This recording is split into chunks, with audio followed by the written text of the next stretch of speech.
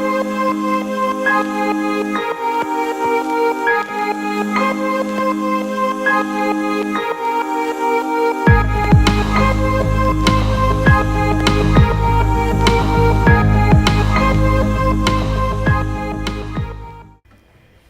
name is Delport. I'm the CEO of the National Bargaining Council, and I thought it well to speak to you today about a real big issue in the industry pertaining to rented chairs.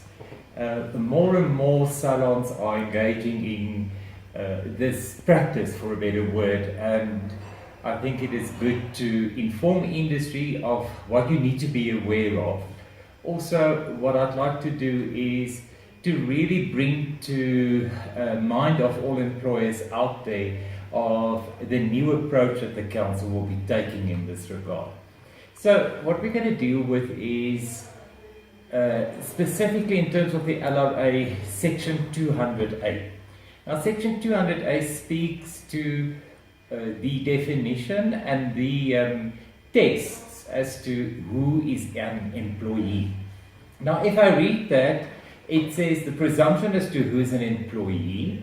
First of all, until the contrary is proved, for the purposes of this Act and the Employment Law and Section 98 of the Insolvency Act, a person who works for or render services to any other person is presumed, regardless of the form of the contract, to be an employee if any one or more of the following factors are present. So let's just examine it a little bit. It says regardless of the contract.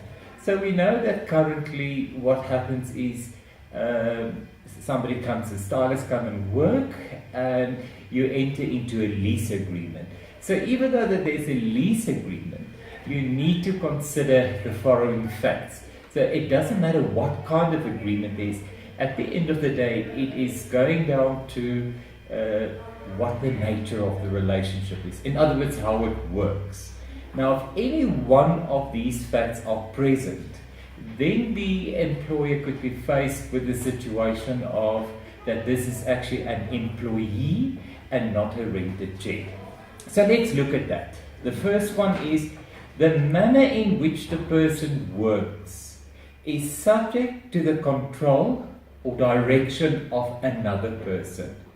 All salons have different styles, different methods of how they work, and we understand that in some of these cases, the rented chairs will be expected to use, for instance, as example, a certain brand of products, because that is what the salon uses.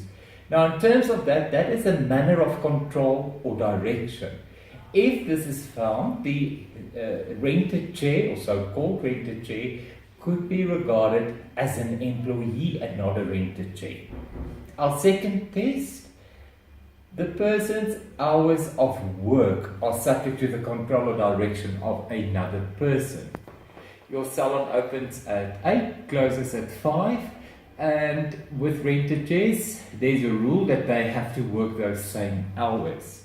Now, a rented chair should really be somebody that is having a totally separate business within the premises.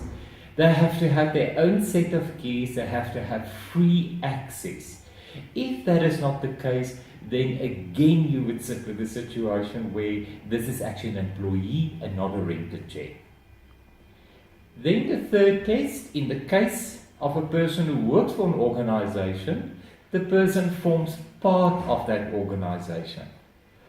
If the rented chairs are invited to your staff meetings, staff functions, staff parties, just to name a simple example, that would mean that they form part of the organization.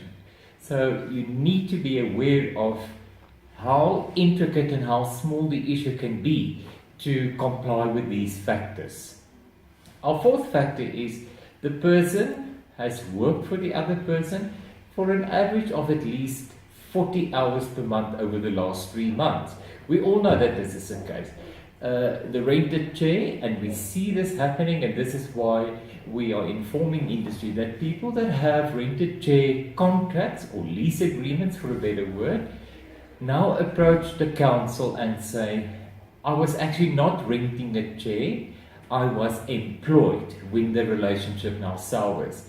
And we find that they, on these bases, a lot of these cases are going through, whereby once an arbitrator hears this and I have this test, then they find that it's an employee. And you that thought that you were the lessor would then be responsible for things like leave pay, things like a salary and possible underpayment of salary. That's why the urgency of having this discussion with you to inform you about it.